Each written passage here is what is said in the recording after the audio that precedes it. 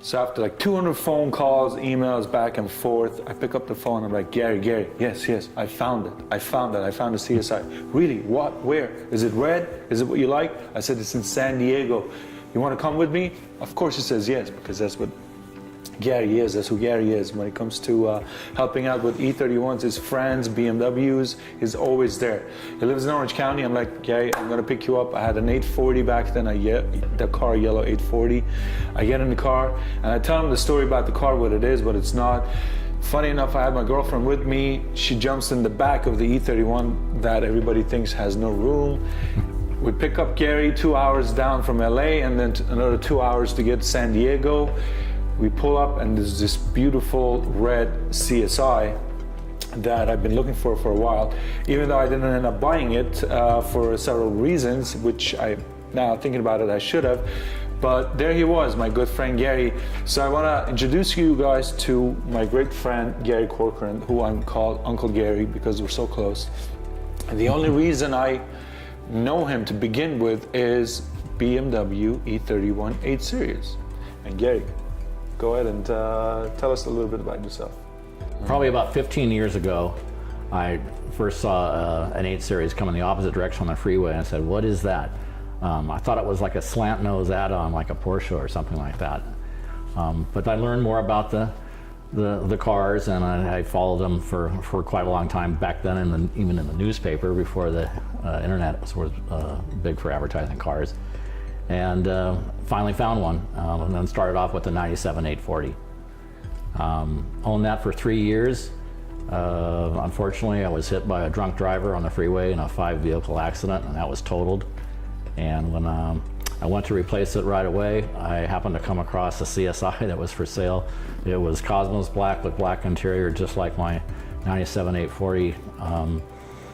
And I ended up getting that car about 9 years ago. So become friends with Fern Mora, and we formed the SoCal 8s organization about 6 years ago. So heavily involved with E31s in the community with SoCal 8s.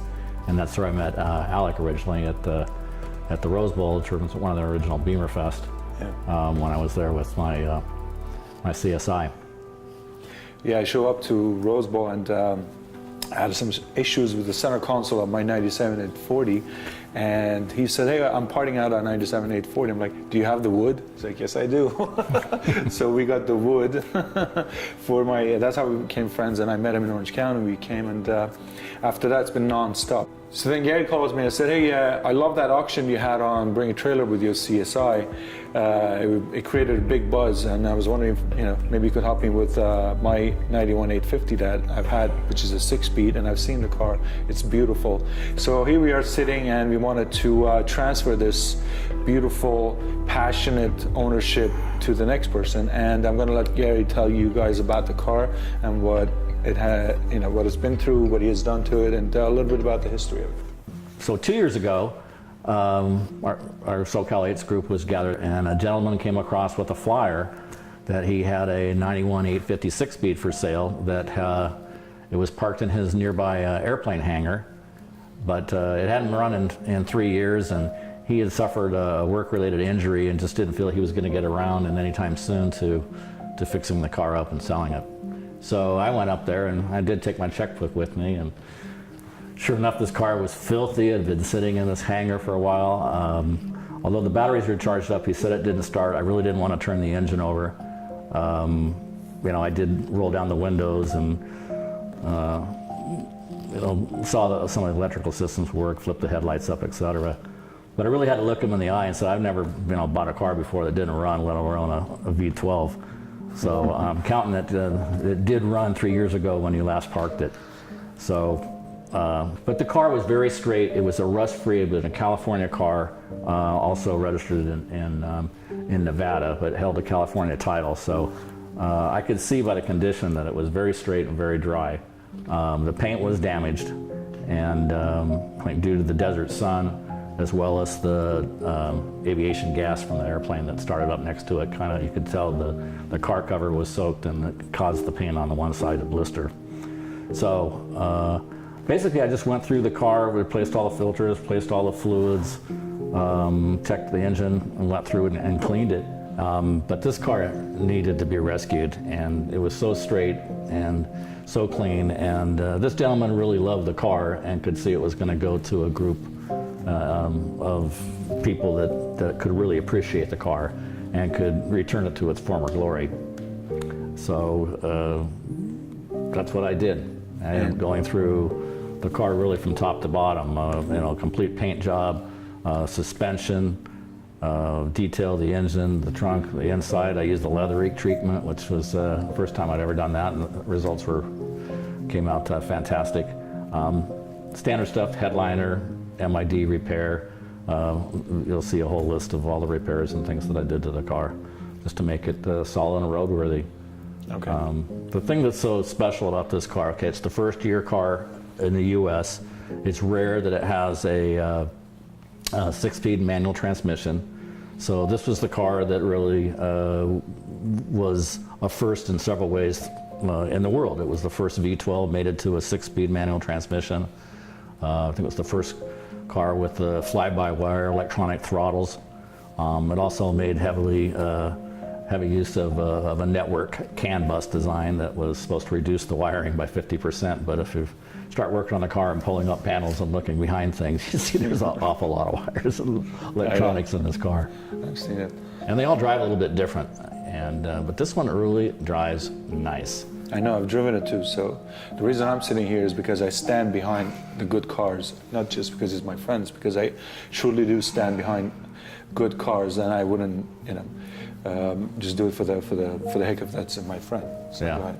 One of the things cosmetically on the car is it's Calypso red with the dark parchment interior.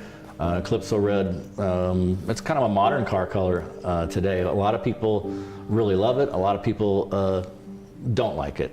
So it's really grown on me. It was painted professionally by DTM Auto Body in El Monte, a custom high-end shop that does cars for SEMA, and they kind of helped me in a sponsorship arrangement to do the car. So it came completely apart, except for the glass was not removed. Everything else, the trim, bumpers, everything was removed and painted. And the body is 10 out of 10. I feel good about the car. I know it's going to go to somebody who knows that 6 speeds have a higher value than the other cars, so it will go to somebody who's knowledgeable of those, and I want them to enjoy the car, and I want to make sure that they get a car that they're real happy with.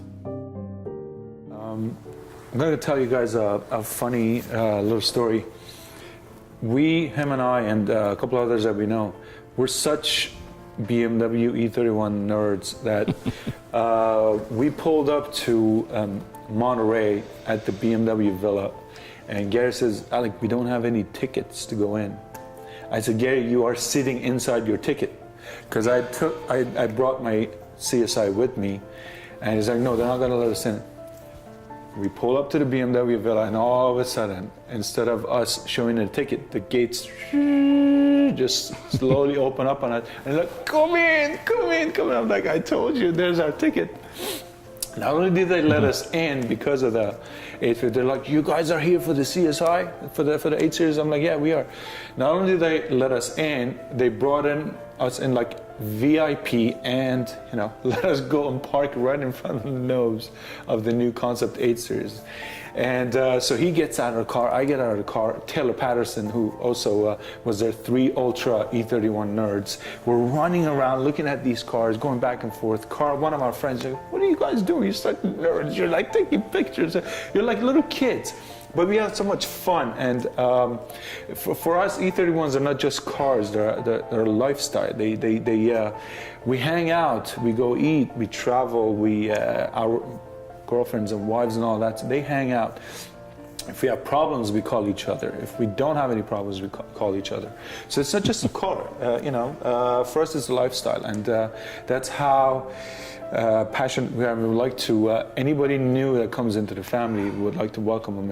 If a car goes to a new home, we always want to make sure that it goes to a great home, and that person becomes part of our extended family, which I think you can also elaborate on. Well, I think the whole group of of SoCal 8's, the E31 Car Club. It's just been, you know, it's great. A lot of like-minded people. And we bought a car and we gained a family, really. It's a community.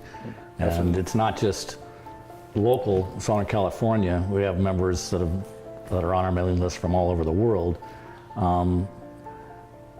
And there's such a rich resource of websites and forums and stuff to help people with the cars and solve problems. So we're all really all related.